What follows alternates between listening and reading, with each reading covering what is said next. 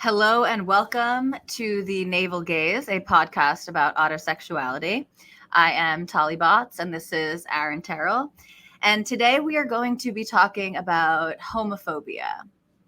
We feel like this is an important topic to tackle for a couple of reasons. Number one, this idea of societal homophobia and then internalized homophobia was sort of at the crux of the invention of the two-type typology in describing the differences between the homosexuals who are showing up to the clinics and the hetero, bi, and asexuals who are showing up to the clinics. And it's also really relevant to the political discourse that we find ourselves in today. A lot of the gender critical political activism really centers around the idea that trans ideology is basically taking advantage of vulnerable gay children, and that a lot of the desire to embody the opposite sex, to take on a trans identity, is due to internalized homophobia. And so this is something that we want to kind of hash out, talk about what this presentation looks like and what might really be going on. Not to mention the fact that just having this conversation opens us up to accusations of homophobia. Which is something that we're looking to talk to in the Navel Gaze, especially our focus on the homosexual manifestations of autosexuality. And so, yeah, we kind of want to start with this distinction between external pressures around homosexuality or heteronormativity and an internal desire to embody the opposite sex. Right. Yeah. It's a conflation that seems to be being made without anybody kind of acknowledging that that this conflation is being made, where we're seeing someone who is embodying traits of the opposite sex and feeling a sort of a socially negative response, an externally negative response to that gender non-conforming presentation or behavior. And so it's kind of assumed that this gender non-conforming presentation, aesthetic, etc., is a manifestation, a natural extension of homosexuality. It's not a conscious, deliberate, intentional way of presenting on the behalf of the person. It's just a natural extension of their homosexuality, and something that they cannot undo. You know, it's like the whole "born this way" kind of framing. However, that doesn't actually seem to be the case, because if the person could, if the negative reaction is just something that's coming externally from society, they could tone it down. They would go, the natural response then, and if this is subconscious and internalized, you would be going out of your way to try to assimilate and present as a more typical member of your sex. But that's not really what we see happening in a lot of, especially, let's say, the butch lesbians. It seems to be this internal desire to manifest masculinity, not an innate extension of their homosexuality, because you do see this conscious effort to, again, present in a very masculine manner: short haircut, men's clothes, going on to take testosterone, etc. Things that further alienate them aesthetically from their own sex class. So again, that's not the behavior of somebody who is trying to avoid, a social negative. That's the behavior of someone who is manifesting something, that they find value in. It's that masculine presentation. They find value in it. That's why they continuously present in such a way and seek out even, medical steps to help manifest that is because it isn't, again, if it was something innate and natural, you wouldn't be seeking out medicalization externally to validate it, because it's already there. way to, yeah, and you would potentially not be seeking out a way to solidify it either. Right. Yes. That's a very good point. Yeah. Because if it's this external negative that's being directed at you, yeah, you're going to try and present as femininely as you're capable of doing. You're not going to seek out things that make you grow facial hair and excess body hair and things like that are going to further masculinize you, further alienate you from not only your own sex, but the sex that you are purporting to be attracted to. So it just doesn't add up as being externally motivated in that way.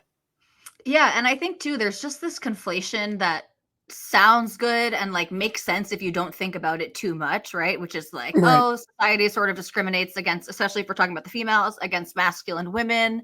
And so these naturally masculine women are being discriminated against, or just feeling not worthy, not valuable in their society. Like you said, then it would make more sense for them to try to approximate the more feminine, the more stereotypical aspects of their sex, not to want to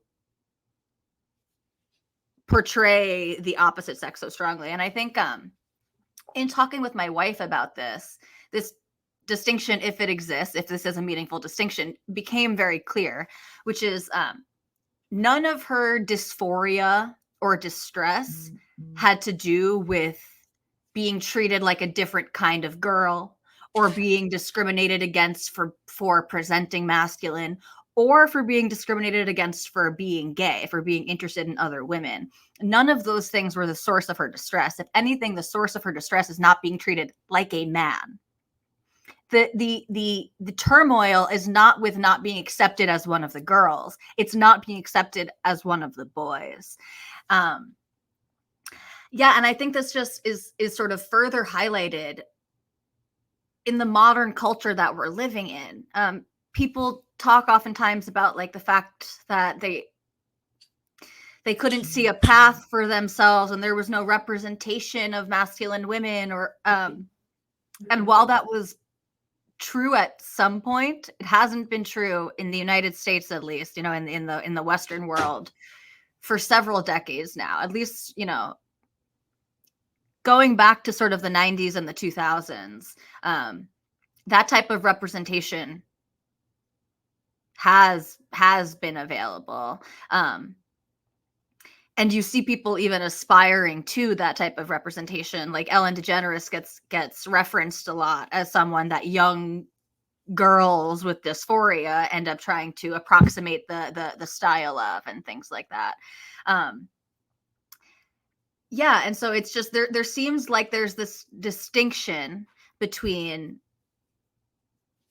saying that it's the external pressures that are leading to this, and yet being very internally driven to cross the sex divide. And you'll notice too, for these people, the answer of like girls can do anything they want to do doesn't make them feel better, because it's not about them just not being accepted for how they are. It's about them not being accepted for how they wish to be.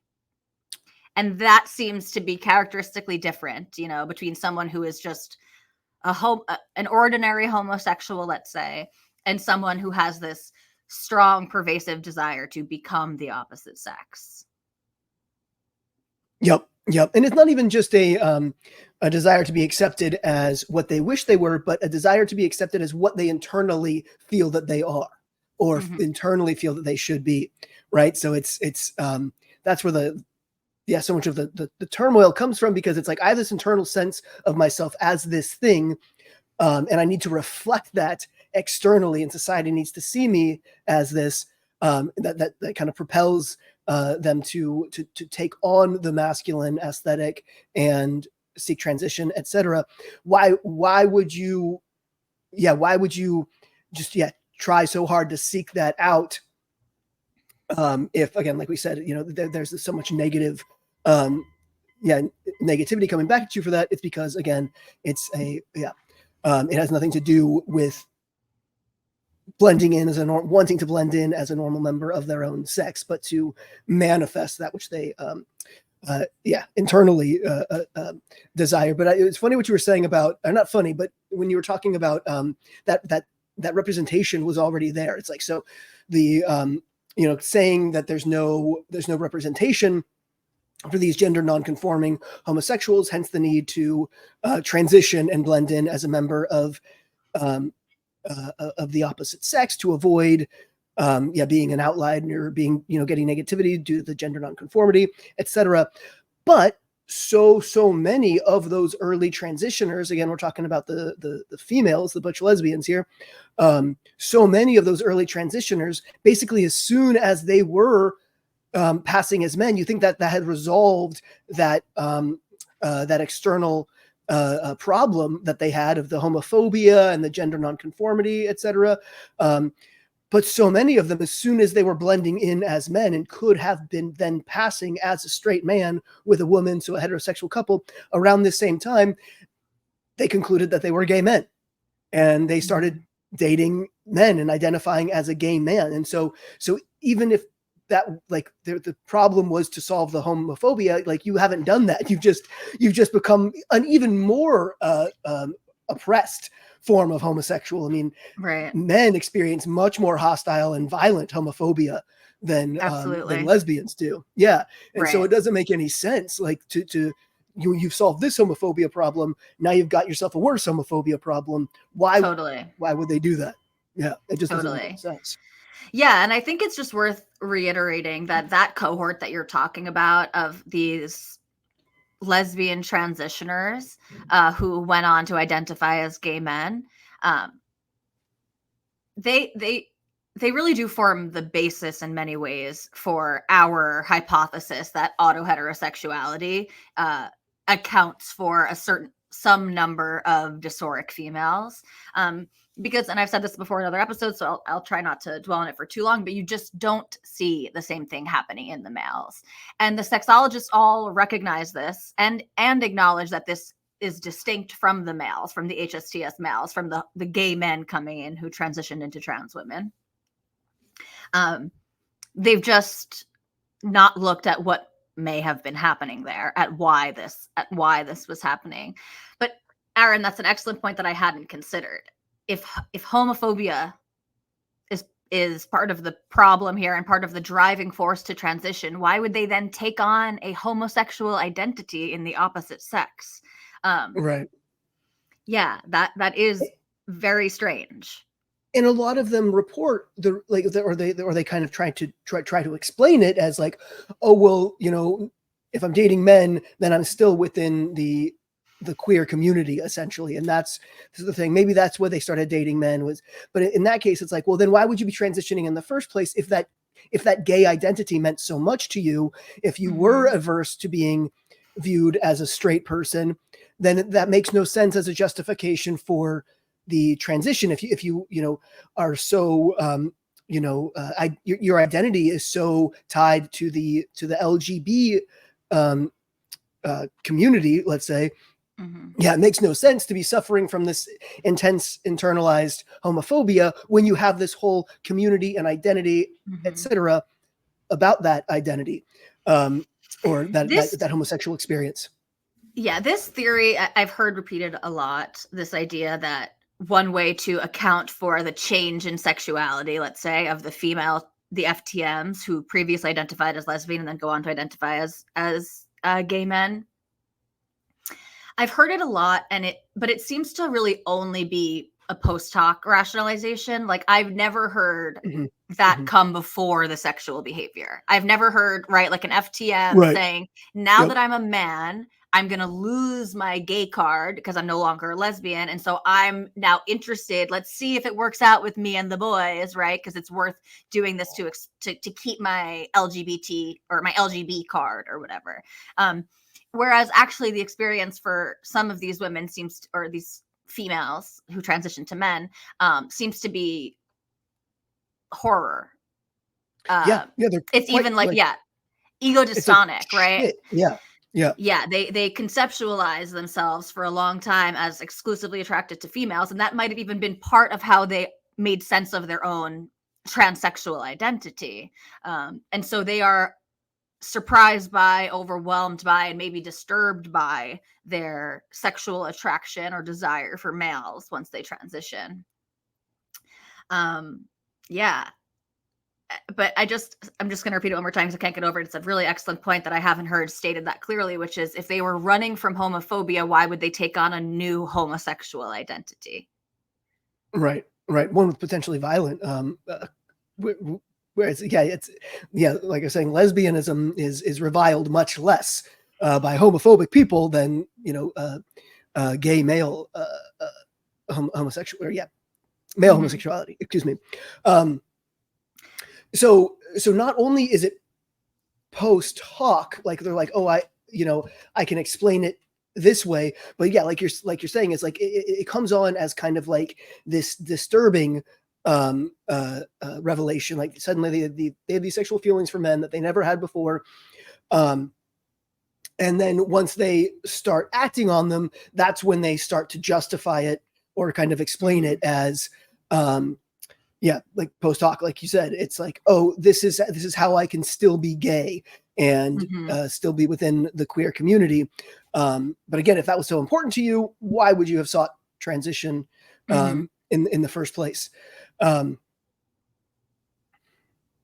never personally heard that rationale given from someone with that experience. Actually, that's not true. I heard one YouTuber explain that in trying to this is an FTM YouTuber who was previously identifying as lesbian and then sort of bisexual and now is a gay trans man.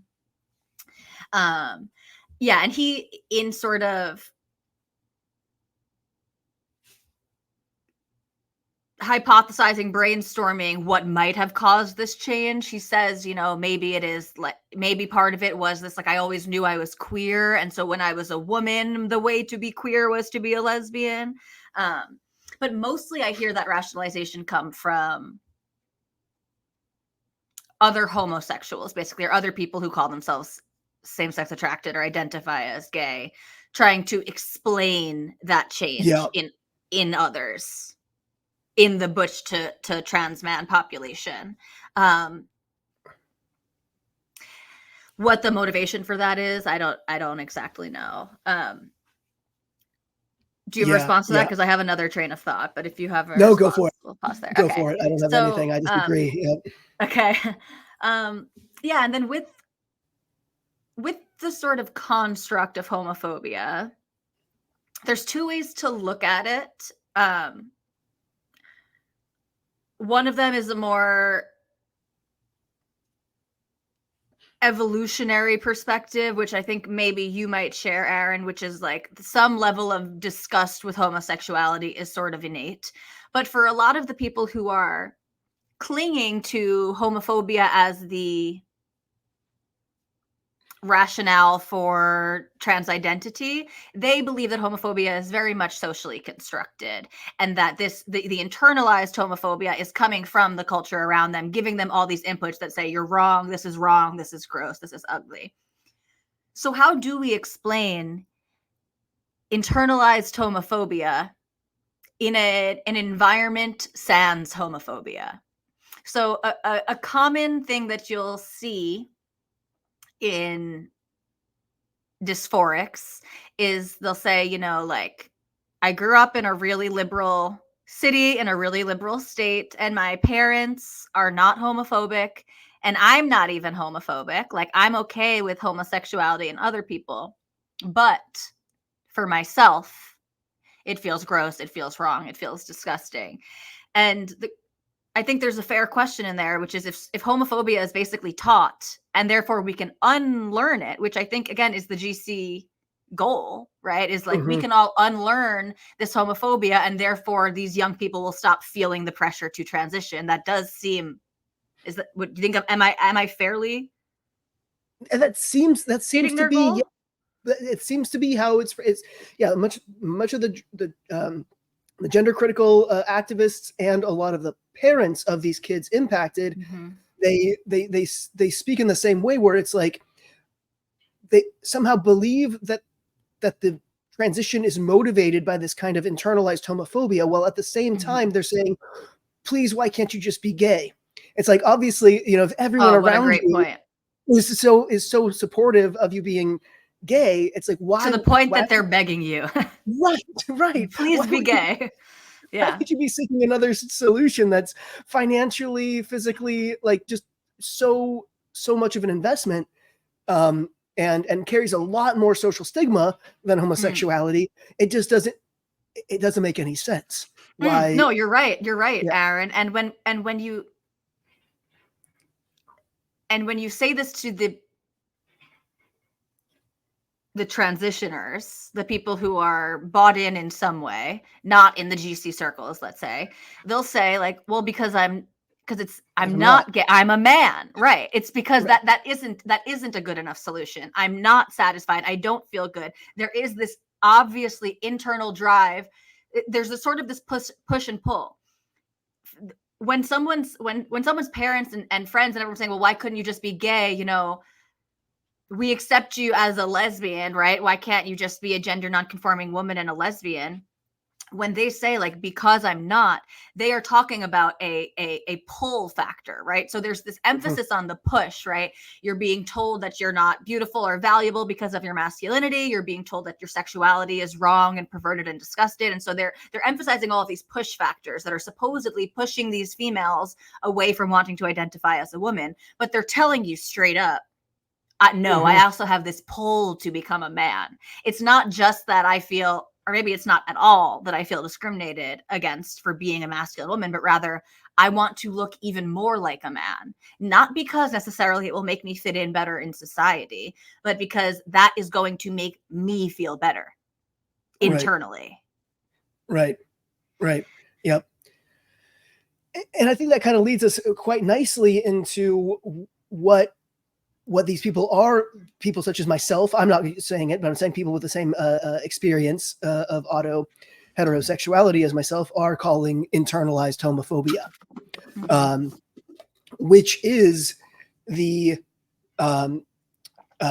we see this most starkly with the males of this experience, just because like we've spoken about before, females don't seem to have the same, like, disgust response when it comes to things that they aren't sexually attracted to, that and just our sexuality in general is much more flexible in that way.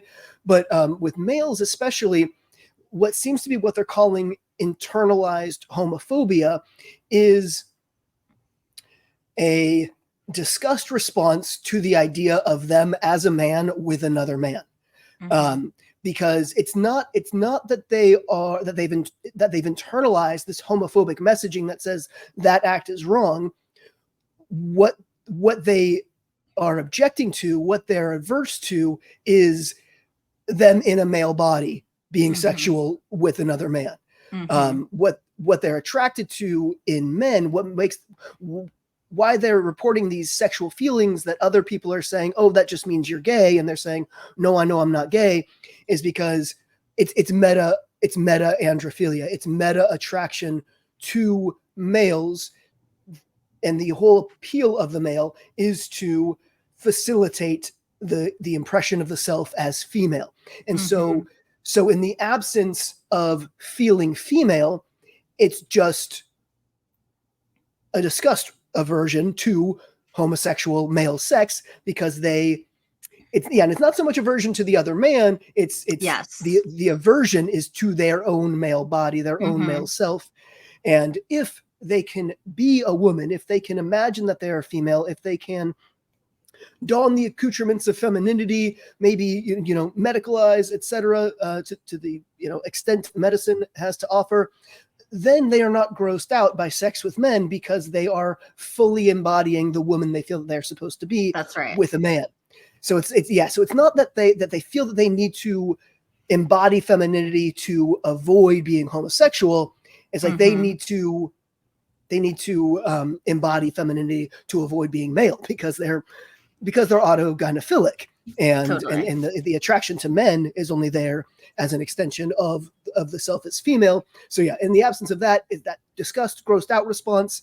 And yeah, it's not about, and I think they do genuinely believe what they're feeling is internalized homophobia, because that's the only language that exists to express that that kind of disgust idea at male on male sex, is because but it's not internalized homophobia. It's what we're calling auto-androphobia, aversion to the self as male. Yeah. Exactly. Yeah. And this is really the message that we're trying to get across, is that autosexual processes are being confused for internalized homophobia. And so, like you just said, Aaron, in this case of internalized homophobia, when these people imagine themselves with partners of the same sex, it's assumed by the outside world, by the people trying to intervene here and comment, that this person is disgusted with the opposite sex partner because in some way that goes against heteronormative values and standards. But what we're saying is, no, actually it's disgust at themselves in their sexed body, and this is being confused for internalized homophobia, especially because, like, if if it was discussed with the other person, if what's making them sort of ego dystonic here or whatever is the other person in the pairing and not themselves, then theoretically they would try to be attracted to people of the opposite sex instead of the same sex, right? But for them, really, it's their sexed body in either pairing that is extremely distressing for them. But in their fantasy, they prefer the pairing that allows them to be the more feminine one for the males, or the more masculine one for the females. Yeah, I think that's exactly right. What we're missing is the auto-androphobia or the autogynephobia, the disgust with their own sexed body. And I've seen this a few times with, like, self-described lesbians who are in the trans and detrans space, both really, talking about their hatred of their own body, the disgust for their own body, and, like, the disgust around their vulva, for example. And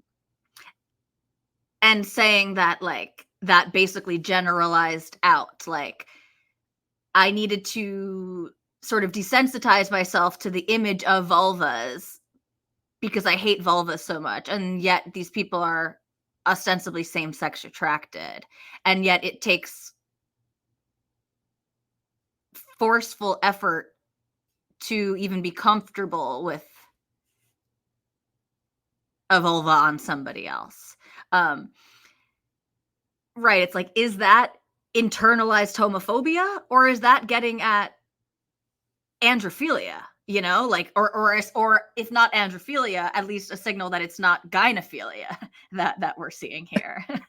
Yeah, that definitely doesn't sound like gynephilia for sure. But yeah, these people, because they have this internal compulsion to manifest masculinity, and the only cultural lens that we had forever for that was being a lesbian, and so that cultural narrative is so strong that even though they are disgusted by female anatomy, they are still interpreting their desire to manifest masculinity as lesbianism. When you think that the aversion to the female body would be kind of your first clue that maybe homosexuality isn't the underlying driver here. Wait, and this also kind of makes sense to, not to state the obvious if this is obvious, and I'm thinking this out loud, so I hope it comes out in a coherent way, but this makes sense too to why you might potentially see more females living in their metasexuality than males, is because for the females, potentially getting over their disgust or not direct attraction to the same sex might be easier for them than the contrast of being so feminine with a man, right? And so it's like Right. potentially easier for them to get past some of that disgust, or to force is maybe the strong word, but to sort of force a gynephilic attraction, because that still feels better than having to be the woman in a man in a way that you are so obviously the woman. And so it's more comfortable for them to be sort of a not so sexual masculine lesbian, right? Where they get to be the obviously more masculine one in the dynamic, than it is for them to be, let's say, more sexually satisfied or less resistance to the allosexuality, but have to be the lady, the woman, the female in the dynamic. Right. Yeah, that's definitely true. But I also think that that now I definitely had that generalizing out gynophobia, that disgust response to female anatomy prior to testosterone, prior to transitioning, and then that completely, went in the other direction. But I do think in general for females that externalizing disgust response is probably less common than it is in males too. So I don't think there are probably Good that point. many androphilic, or excuse me, that many AAP lesbian identified women who have any disgust to get over. It's just, I think it's probably less common, I'd say, is that. I think that's probably true. Yeah. It just was noteworthy to me that there were at least 2 accounts that I came across of self-described lesbians in the FTM trans and detrans space. Yeah. Talking openly about disgust even with other women's bodies. Yeah. It didn't make any sense to me a few years ago when I was first hearing it, but in light of putting these pieces together, it makes a lot of sense why that person, people of this experience would call themselves lesbians yet feel grossed out by female bodies. That was one thing that I was like, could not wrap my head around. That was even weirder than lesbians watch gay male porn. That one I still haven't wrapped my head around, but I have not wrapped my head around that one at all. No. And no, I really haven't. And I think all of the excuses given for, again, this kind of gets back to like more philosophical debate about like biological determinism versus social construction. But yeah, this idea that like lesbians like gay male porn, they like to create it and consume it because they're into queerness, basically, is like one reason they'll give, right? And also because they love women, so they don't want to see women objectified. So they're looking at men, but a male-female dynamic, the power dynamics are too confusing. And so the only way to see a pure intimate relationship without power dynamics somehow is gay male porn. I don't know how anyone who actually experiences genuine sexual attraction, can make that argument. It's like, how? I know. Right. How much thinking goes into your sexual arousal pattern, even like that would feel like a lot of front loading okay, I'm going to be turned on by this right now. The power dynamics are at the perfect levels. I'm about to get horny. Like that just seems, that's just not how sexuality works. That's not how I'm halfway to crushing the patriarchy. Getting some juices flowing.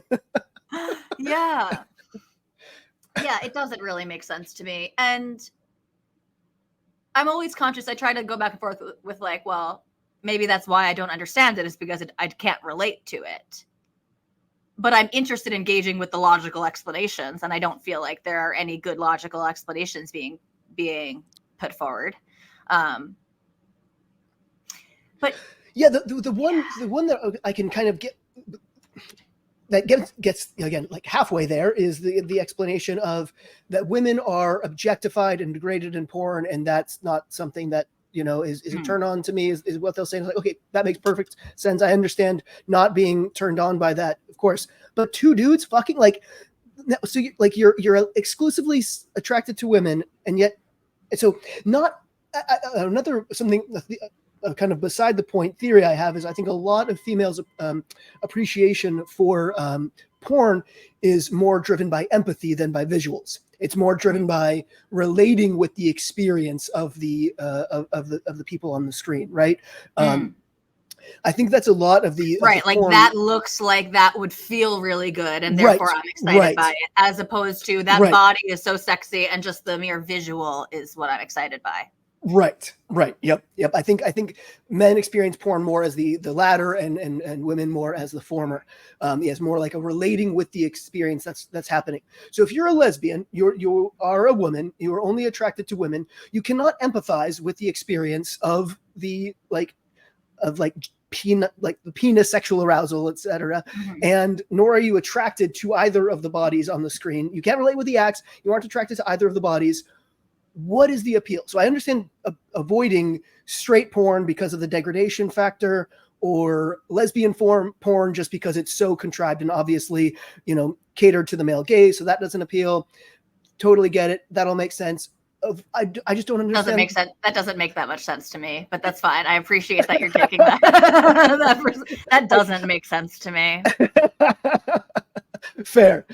I'm trying to give the benefit of, so like I can see it. Like I can, unless these people are just really not sexual, like essentially, unless like they're not even really talking about sexual urges. You know what I mean? Because I like, sure, if porn looks fake, as in like these people don't even look like they're enjoying it, or it doesn't look realistic, I get not being into that. Right. I don't really understand. Like, sure, it's contrived, but if it's naked women and it looks like they're enjoying them, so like we said, especially if the females are clicking into like, oh, that looks like it's enjoyable, therefore I like it. If it's naked women and you're attracted to women's bodies and they look like they're enjoying it, I don't understand how that wouldn't be a turn on. Even if you have to like override the turn on, like if you're super woke and you're like, I shouldn't be attracted to this because this is the patriarchy and this is the male gaze and all of that. But it seems like that would have to override the sexual arousal. Not that any of these things precede the sexual arousal. Right. Yeah. No, very good point. Yep. But I was thinking more along the lines of with the really contrived like lesbian porn where you can't believably, you can't relate with, like, you can't believe their performance of sex is so completely not displaying.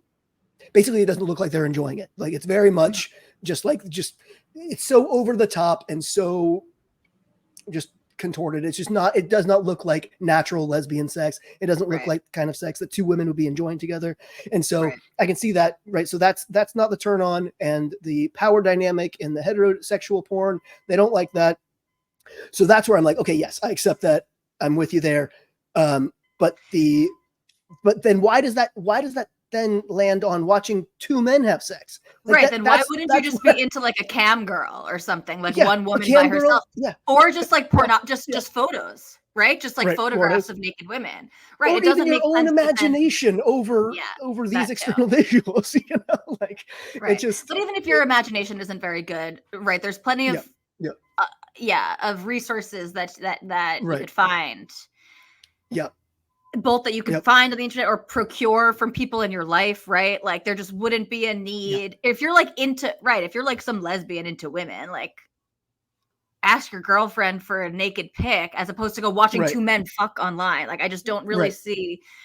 Yeah. And I think too, there's something to be said about this idea of like the mental mapping during sex, right? And so with these quote unquote lesbians who we think might be better described as AAP, two women, they don't want to map themselves onto either of those women. Yep. Whereas with the men, they get to sort of map themselves onto both of the men. Oh, did you just solve the why do lesbians watch gay porn? Is it all AAP? I mean, I don't have. We've already been. We already knew this. So yeah. Well, yeah. I don't know how else to describe. Again, if it doesn't, that hadn't occurred to me, but right. And if it's not AAP, can't we at least agree it's not lesbianism? You know, it's like, can't we at least agree that it's some type of bisexuality at the very least? Right. Yeah. Because again, like, how do we make sense of this in a purely homosexual gynephilic presentation? Yeah, especially again, like what I was talking about with that whole empathy factor, because I really do think that is kind of critical to the female enjoyment of porn. Is like it is an empathy factor going on there, and yeah, and if you're strictly, you're very identify with womanhood and being a woman and a feminist, and you are only attracted to other women, what does two dudes have to offer? It just doesn't make any sense. And now it makes sense in line with what everything else we're talking about here. Sorry, listeners, we didn't expect to go there, but found a new one. Yeah, and I know you're right. Like, this is what gets us in trouble a lot. Oh yeah, nails, being hammers with nails. Yeah, exactly. Yeah. And so we really are open to other explanations. In fact, we want to hear them. And I know some people don't believe us, but we're trying to explain what we see the other explanations as right now, which is, it seems like a lot of them are sort of these more social construction perspectives that I'm thus far not compelled by. But if someone has a more compelling argument, we are very open to that.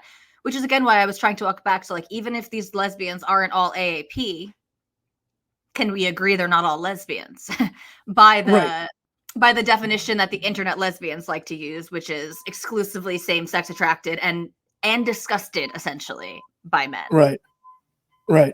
Yep. Who are all these lesbians watching gay male porn then? And it's in the kind of social constructivist explanations they use are very similar to the trans activists' social constructivist take on sexuality, where it's like, essentially, you're transphobic if you're not pansexual. It requires completely shutting down what we know of, like, sexual attraction and sexual responses, and like you have to shut all that down and pretend to not understand it or not experience it in favor of this, like you said, like this woke kind of kind of logical salad to explain it otherwise. So right. Well, and that's what keeps bringing us back to this AAP explanation, is it does feel like AAP answers very simply what it takes 5 different socially constructed steps to explain otherwise. Right. Exactly. Yep. We're looking for the parsimonious explanation. Yeah. Anything. We are again very happy for this not to be AAP, but got to sell it better than all the gymnastics, essentially. Yeah. Okay, that was a meander down the street there. Oh, the concept creep we wanted to touch on. So one thing that we touched on, I'm not sure which episode was it, but it was a little bit back, a week or 2 or 3 back, how a lot of the original Blanchard typology, it was the homosexuals and then everyone else. And it's as the classification of so AGPs are the bisexuals, asexuals, and heterosexuals who seek transition, because what they all had in common was a desire to embody womanhood and to some level arousal at that idea, desire to, etc.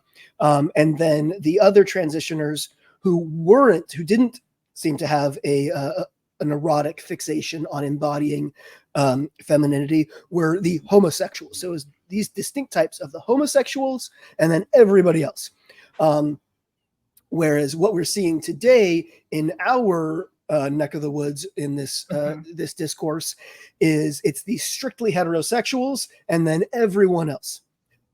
So basically anyone with like a bisexual past is sort of assumed to be seeking transition in the service of internalized homophobia or trying to flee in the internalized homophobia way.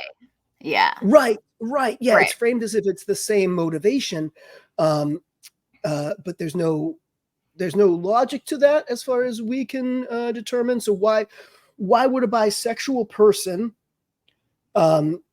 seek out transition in an effort to flee homophobia when they're bisexual? So they're going to be bisexual, identifiably homosexual in certain relationships on either side of that transition process. So all they're doing is adding transphobia to this alleged homophobic experience that's caused by their bisexual past or future. So that it just doesn't the whole internalized homophobia thing only makes sense if you were applying it to people who are strictly, exclusively, rigidly same-sex and attracted. obviously And obviously, yeah. So it's not going to apply to people who sort of are straight passing, but still exclusively homosexual in their behavior, etc.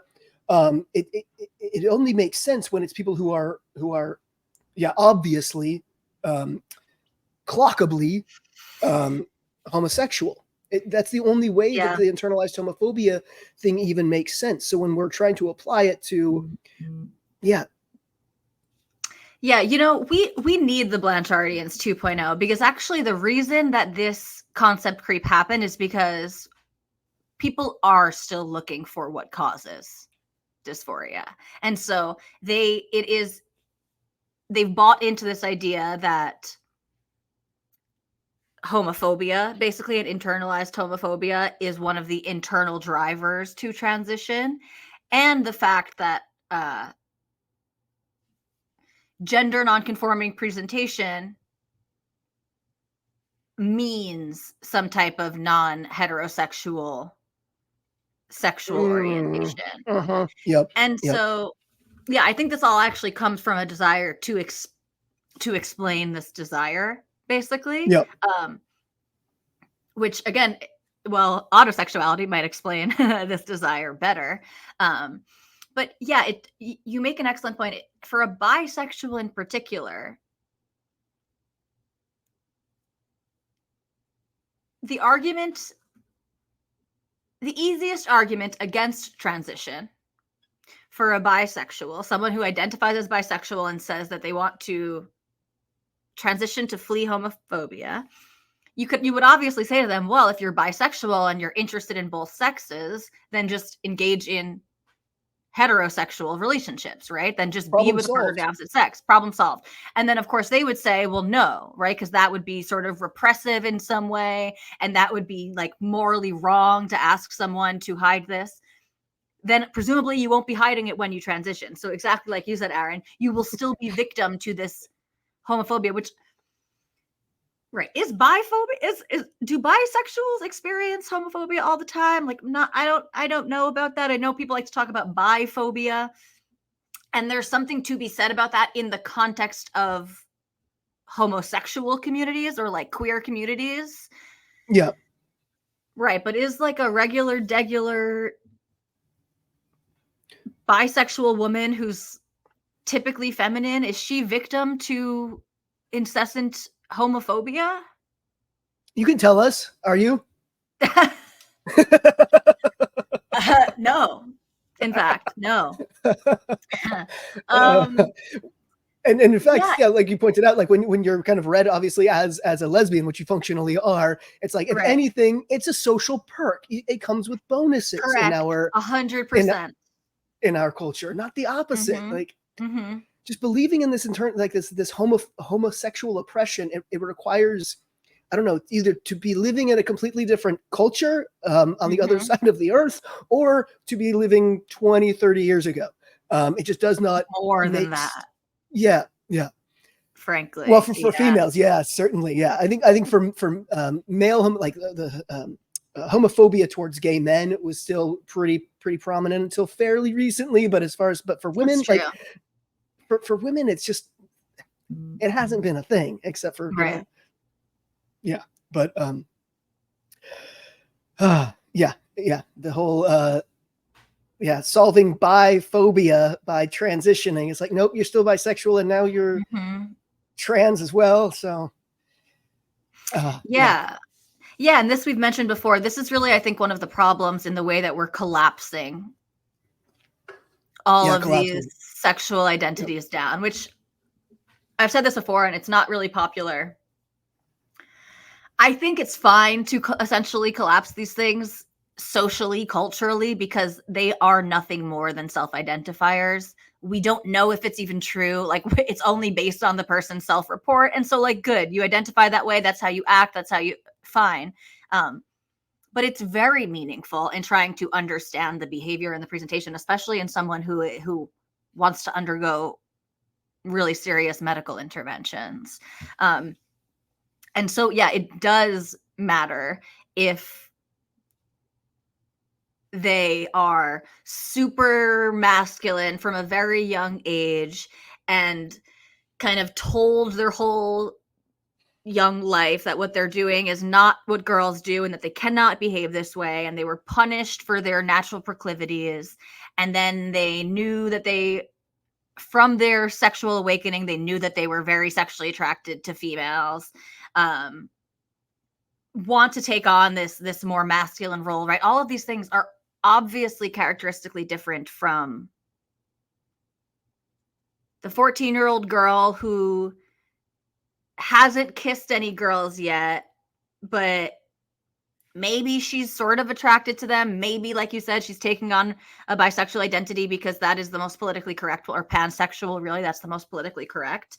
But right now, we just don't even know, because these are all being collapsed into one category of same-sex attraction.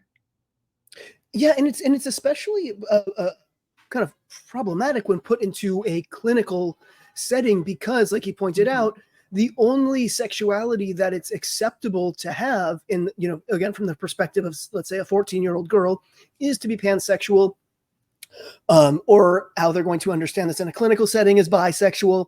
And so, these kids, when they're going to the gender clinic, they're obviously reporting that their sexuality is bisexual or lesbian or gay, or however they're going to. I think a lot of them say that they're gay because that's the gender neutral, and the it works with the trans and the non-trans identity, etc. Like, it works on either side. But anyway, so they're not going to show up at the clinic and say, "Oh yes, I am a heterosexual female." No one's going to say that. No. They're not going to say they're straight. Absolutely not. And a lot of them probably don't even have much sexual experience, not even just sexual experience, but experience with sexual attraction at all. And for most of them, it's completely about the identities and the hypotheticals and what flag you get to wave based on, what. But they're going to the clinics and they're reporting that they are bisexual or whatever, some flavor of queer sexuality. And then these clinics are taking that data seriously, as if this is an accurate representation of these kids' real immutable sexual orientations, when they're not. They're just identities that they must profess to have, just like the trans one. And so that is really, so a lot of people on our side of the gender discourse are taking that to mean something serious, something important, that, oh my God, these are all these, gay and bi kids who are being medicalized. It's like, no, it's these kids that are seeking out these clinics have to report that they are gay or bi, because that is, well, it's basically saying, I am choosing to be an oppressor to report otherwise. So they're not going to. Yeah. No, it's an excellent point. Don't even know better anyway. Right. Even these ones who really think of themselves as homosexual, let's say, they also don't want to be viewed as straight when they transition. Right. So they are, the queer identity is very important to them. Yeah. And like you said, I think too, and people don't like to hear this so much, but you just don't fucking know. With exceptions, most people don't know exactly what their sexuality is. A sexual identification, a label is, I think, meaningless in many instances when you're talking about really young people and adolescents. I think that's a time for certainly females, exploration. Certainly females, right? But yeah, they're all going in there reporting some type of bisexuality, some type of pansexuality, even if it is just theoretical. Right. Yeah, and that matters. And that might be distinct from the people. There are some that you see who go in and really say that, they really don't want to be gay, right? They want to be a straight member of the opposite sex. But that seems much more to be the minority, at least in sort of the current cohort of people. That doesn't and seem like also, yeah. sorry to be a hammer here with that nail you just popped up, but I mean, how much of that is motivated by people who are like, I want to be a straight member of the opposite sex because that fulfills my autosexuality. Right. As what an excellent fucking point. Yep. Yeah. Right. So Right. that's Right. What is it? Right. What's happening there? Do you want to be straight or do you want to be a man? Right. Yeah. That's very very Are you trying distinction to evade homophobia or are you trying to approximate maleness? Right. To be as masculine as you can be, which would be to be a straight man. Right. Yeah. Or a straight woman. Damn it, Aaron. I didn't even see that obvious nail right there. Yeah. Yeah. Yikes. But no, you frame that. That's very good framing. It kind of ties with like how I framed this as either an internal problem or an external problem. Is the HSTs have an external problem that is, not kind of blending and fitting in their natural disposition, whereas my people, the auto-heterosexuals, have an internal problem, a need to embody this other thing. And so, but yeah, what you're saying is like, do you need to be straight or do you need to be a man / woman? It's like that's the question. Yeah, to determine. Yeah, totally. And let me just bring up my wife again. And I don't mean to be redundant. I think I already mentioned this at the beginning, but I'll say because the way you just wrapped it up is perfect. You said like in your case, right? It's like, do I need to be straight or do I need to be a man?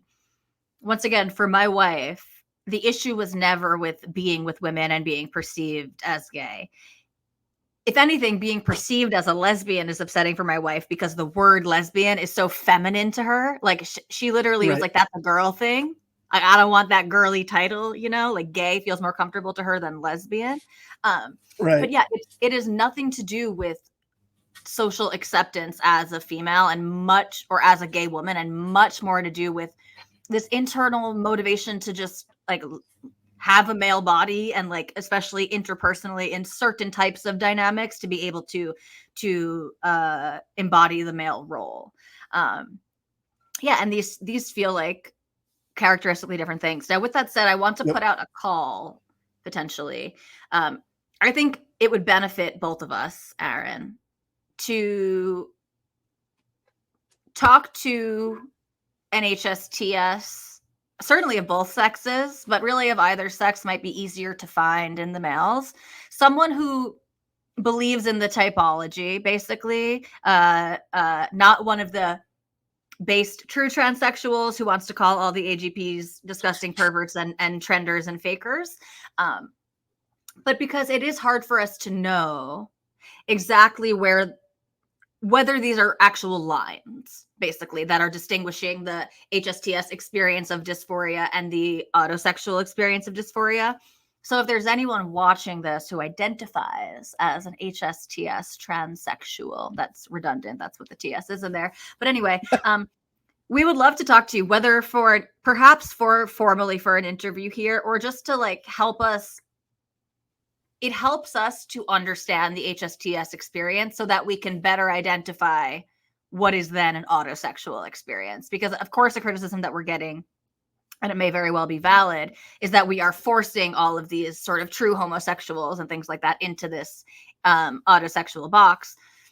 So it'd be really helpful for us to hear from someone with that level of self-awareness and kind of better understand their experience of dysphoria.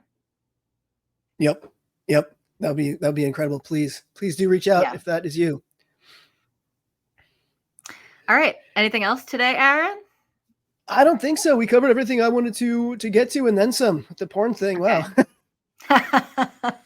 I like when we make discoveries along the way, or not discoveries. I'm not a discovery, but kind of like a revelation, little epiphanies. Because a lot of what we're doing here is just like kind of resuming or kind of rehashing things we figured out, in previous conversations or tossed around in previous conversations. But I think that's the second time now, something that's come up, like kind of like live on the fly that neither of us had considered before. And that's always a good time. Excuse me. Awesome. Well, thanks for tuning in. I'll see you next time. Cool. Thank you.